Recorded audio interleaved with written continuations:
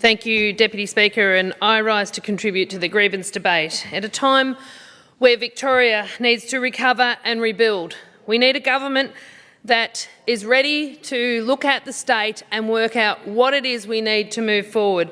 We're a state that's been through 2 years of lockdowns, but we're a state whose the Victorians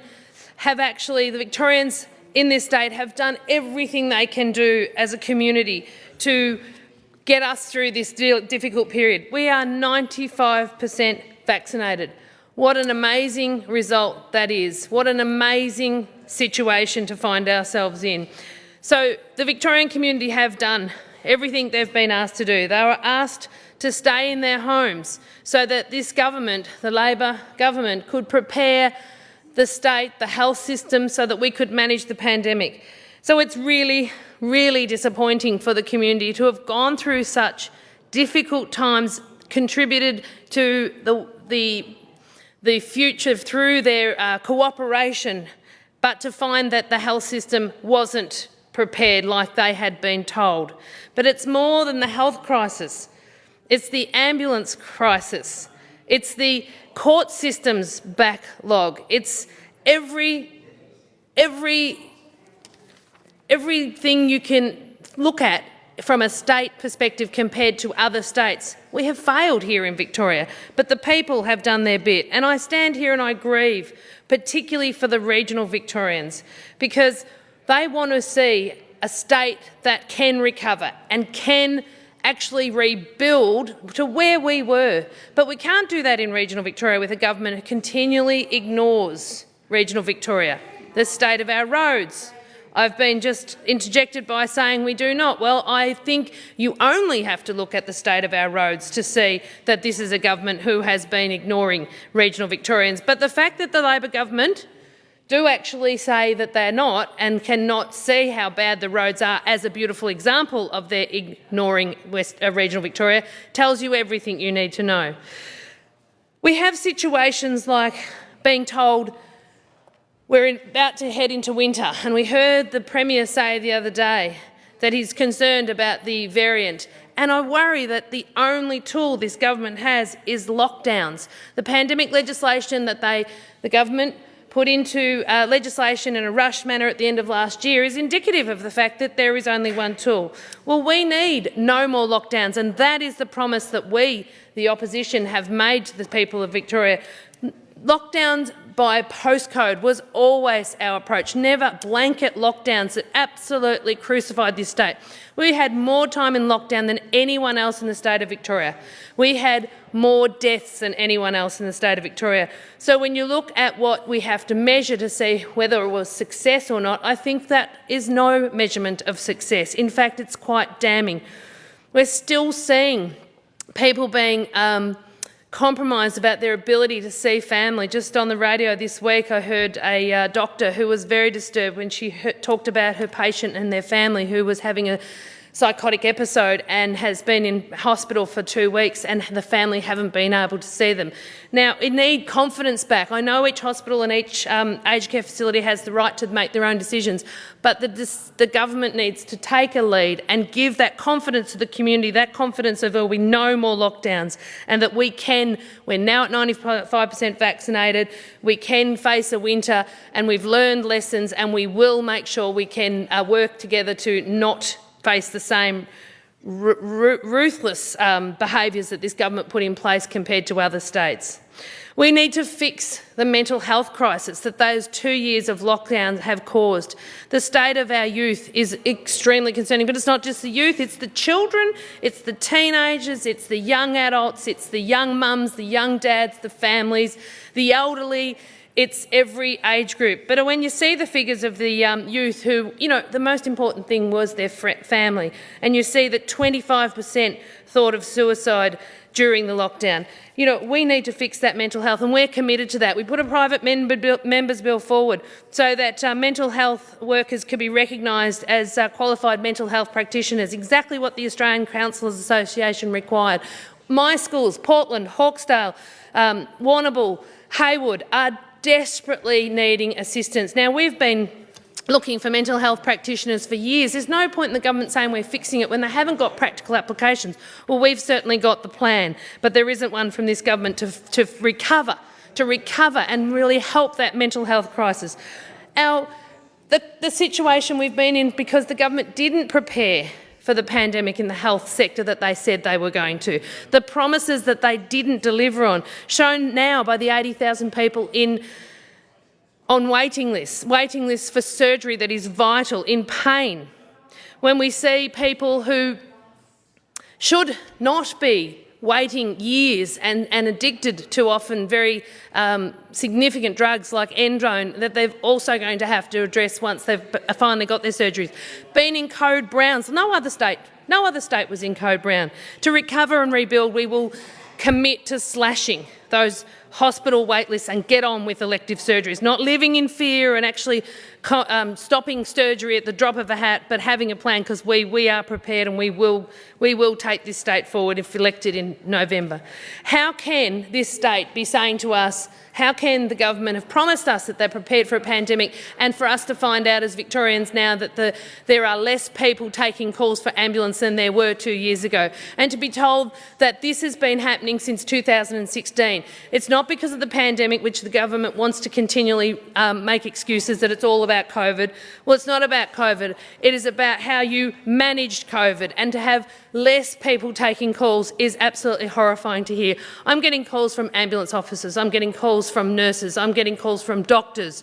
The health system is in crisis. I've put in to this parliament so many examples already in my electorate. I haven't even told you yet about the lady who fell in her home. She was in her 90s and it was an hour and a half before the ambulance came. Now, she's still in hospital over 2 months later. In fact, I don't think she'll leave hospital. That's how significant leaving that lady on the floor for that period of time compromised her future. I also haven't mentioned many of the other terrible stories, but I have told you about the case in a restaurant just last week, and I've told you about a lady who nearly bled to death. How can a government prepare our future as a state and really recover and rebuild if they're not thinking about a way forward? And I'm not hearing a plan. I am hearing about how they're just casting the regions aside. I look at what's happening in Portland. Portland Health last week had the shock announcement that they were not delivering maternity services for the next 3 months. They were on diversion. Now, the doctor, the obstetrician gynaecologist who delivers those babies, who works 24 hours a day, 7 days a week, probably has 1 weekend off a month, who's committed to that region, who's been there for 6 years, did not even get the respect of a conversation. This is a hospital that has been trying to work out a way to deliver a service to the community, but the model that exists doesn't fit it. Now, there's a report that's just come out it's been leaked, that says that there have been several reports prior to this report, and they've all said the same thing. We need to adopt a new model. A model's been developed in Queensland, it's adopted across the state, it's actually used internationally, and that model is what Portland needs. The report says no more reviews until that model is adopted, but it cannot be adopted by Portland Health alone. It needs to be led by this government. Now, the government hid that report. They don't want to help Portland. They want Portland to be absorbed into another hospital, which will mean less services, and that's what we're seeing with the maternity services. So here we have women being told last week that they will not be able to deliver their babies. The actual obstetrician who delivers the babies didn't even know that day. In fact, he was booking ladies to have inductions that very day, but could not proceed with that. I can't believe how it would be if I was a mother and I had to have that worry of being an hour and a half from some service. I mean, the very fact that there won't even be the Portland Hospital delivers low-risk pregnancies, not high-risk pregnancies. But if someone's having twins, which is a high-risk pregnancy, the Portland Hospital with their obstetrician gynaecologist is there to actually stabilise and make sure they're safe to move across to another surgery or deliver those twins. Or if they're having a hemorrhage, or if they've got preeclampsia, he can manage And so can the very, very effective midwives who are very experienced, and I've spoken to midwives from Portland over the years, and they are very capable women. You often are, and men. I don't actually know if there are any male midwives in Portland, but if there is, I haven't met them, but I'm sure they're capable too, because they're very capable professional people, particularly when you're in the regions, because you do have to skill up to be very broad in your expertise. So, you know, I put on my Facebook page I called for the women to share their stories with me because I was concerned, very much concerned, and I worry about the future for the mums of Tiana, Stacey and Jessa, who have all been impacted by the maternity service suspension. And Tiana wrote, due start of May, and now very stressed I won't make it to Warney for my first daughter, as my first daughter's labour was 1.5 hours. Stacey wrote, due on the May 1st with my first baby, absolutely terrified of giving birth on the side of the road. And Jessa wrote, I'm due on the 4th of the 4th with baby number 3 and will be delivering in Warrnambool. Last one was 2012, 3 hours from start to finish. And because Portland were not delivering babies, we had to do the crazy drive over there. The roads are horrific and dangerous, especially when trying to get to hospital before the baby arrived. Well aware of this time, I may not even have 3 hours from start to finish, and I'm starting to pack an emergency bag in case we do end up having to deliver on the side of the road. Can't say I'm thrilled with the prospect, especially due to the history of needing medical intervention due to complications. The other alternative is to potentially deliver at home and call an ambulance, but then where we live, the phone reception 10 minutes out of Portland is limited, so that also runs the risk of my husband having to leave me alone to drive to the location with phone reception. The point is, these people are now very concerned, and so the public are getting behind the hospital, and there's a meeting on Sunday this week coming, March 27th, and I issue formally an invitation here through the Chair to the Premier and to the Health Minister to come and attend that meeting and listen to the stories of the people of Portland who have lost their maternity services, who have had the doctors come out and say the previous board did a wonderful job. Now that we have a board that comes from outside of the region and the Minister has appointed them with the intent, we believe, to amalgamate the hospital. The doctors have come and stood together and said this is absolutely shocking for Portland.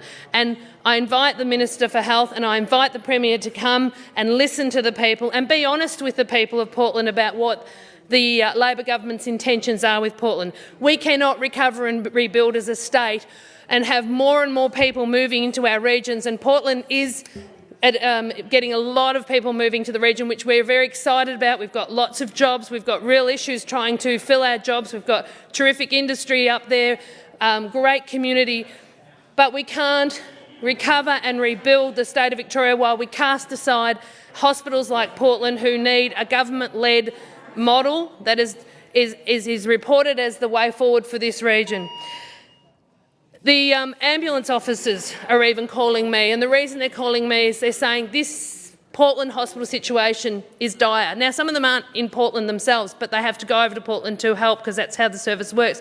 They tell me that there's only 2 ambulances. They often have 4 transfers a night when they have to do night duty. So if you've got an ambulance out of the region doing a transfer to Warrnambool for, a cardiac patient or who knows what, and then you've got a motor car accident, what happens when a woman rings the ambulance because she has to get an hour and a half to hospital and she's in fairly intense labour, like Tiana and Jessa and the other mums from Portland who have had few babies. I mean, it usually happens pretty quick after the first time, or can happen pretty quick after the first time. What are they supposed to do? I mean, can you imagine the mental anguish these families must be going through? So I do grieve for Portland. I do grieve for the people of South West Coast when I see a government who's made promises about managing a pandemic and who said that health would be their focus. But the reality is, with the ambulance crisis very much a real reality in our region, the hospital being cast aside, left out on a limb, the previous board having done the best they could do when they knew the only way forward was to work with the government, but the government have been silent, so much so they've actually cast that board aside, forced the chair to resign, then claimed that he didn't resign, and it's just bullying behaviour, and it's just trying to cast assertions and doubt on the capability of the people of Portland. It's appalling, and it's not the way to treat the people of Victoria.